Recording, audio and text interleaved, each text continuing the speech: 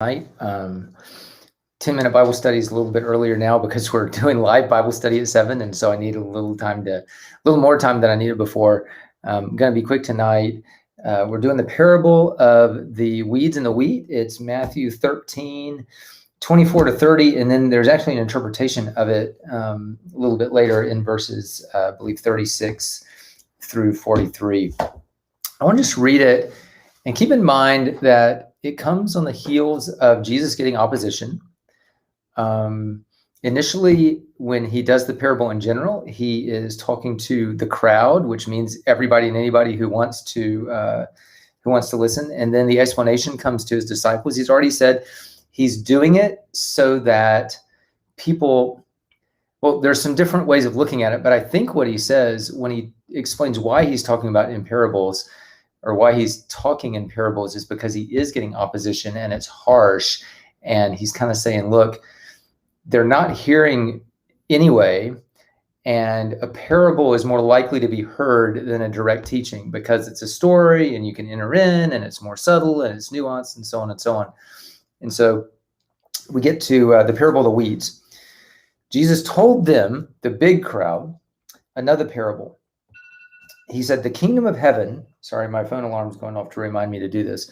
The kingdom of heaven is like a man who sowed good seed in his field, but while everyone was sleeping, his enemy came and sowed weeds among the wheat and went away. And when the wheat sprouted and formed heads, then the weeds also appeared. The owner's servants came to him and said, Sir, didn't you sow good seed in your field? Where then did the weeds come from? And it says, an enemy did this, he replied. And the servants asked him, do you want us to go up and pull them up? No, he answered, because while you're pulling the weeds, you may uproot the wheat with them. He says, let both grow together until the harvest. And at that time, I will tell the harvesters, first collect the weeds, tie them in bundles to be burned, and then gather the wheat and bring it into my barn. And then I'm tempted to talk about that without the interpretation, but I'll go to the explanation he provided, verse 36. So then he left the crowd, went into the house, his disciples, his inner circle.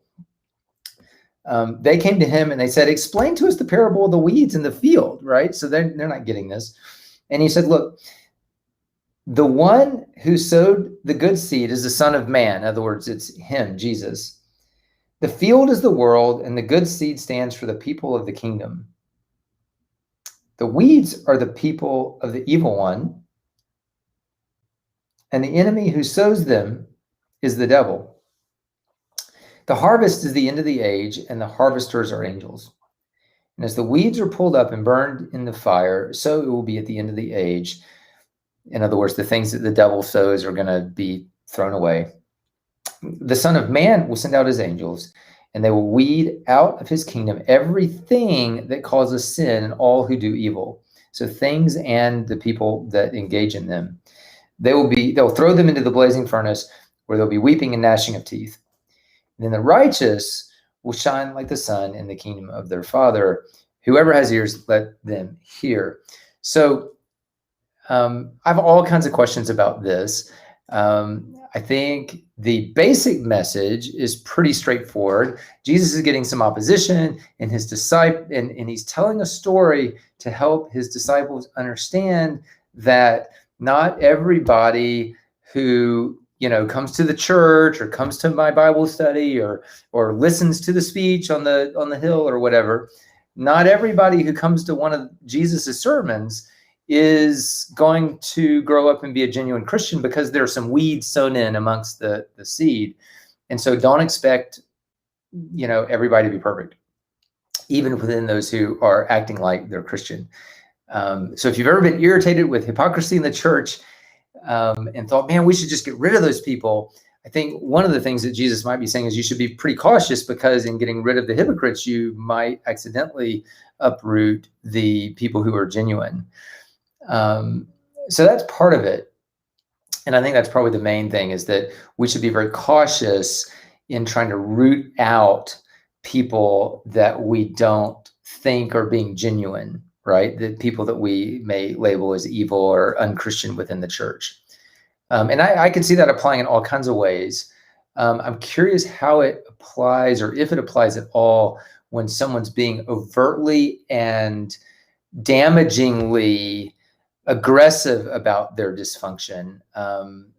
Because later in the book of Matthew, in Matthew chapter 18, there's very clear directions about how to kick someone out of the church. So it's here he's saying, no, wait, the angels are going to do it at the end of the time. But then there he says, you have a responsibility to protect the people in the church. If someone's being disruptive, doing something really wrong, there's a process to ensure that you give that person the best possibility of repenting and being reconciled. But if they're not going to do it, then you can have them leave. And so I'm wondering if apparently this is two different kinds of situations, and it's not necessarily black and white to me, where the delineation is. I have some other questions. He says the kingdom of heaven is like, and then he talks about weed and wheats. And so, is the kingdom of heaven going to have some of these same problems? Like, is the devil, and, what does that mean for the kingdom of heaven? And at some point, the kingdom of heaven changes at the harvest, and all those bad things are going to go away. But there is a period of time where the kingdom of heaven coincides with the kingdom of this world. And I think that we can take that seriously and think about what that means. And then finally, I guess probably the most important question for me is, so there's like this question of behavior within churches and groups of Christians, and maybe even just, within families. And I think some of these rules can be applied even outside of Christianity. So there's that. And we talked about that just a minute ago, be cautious about judging other people's motives, maybe. The other thing that might be interesting to talk about and think about is, so what does this tell us about God? And I think one of the things it does tell us about God is very patient, and God wants us to succeed, and God does not want any people who are genuinely trying to follow him to be inadvertently uprooted. And, I wonder how that applies within a church context or a fellowship context where, sometimes we can have some pretty severe disagreements, but if we can agree that everybody is a genuine follower of Christ, I think especially God is being patient and wants us to be very cautious about the way we interact with each other, that we don't try to sort of we don't go around looking for weeds and identifying weeds and yanking them out of the fellowship. But I'd be curious what you guys think. Feel free to leave comments or show up at 7 o'clock if you are close by. God bless and have a great night.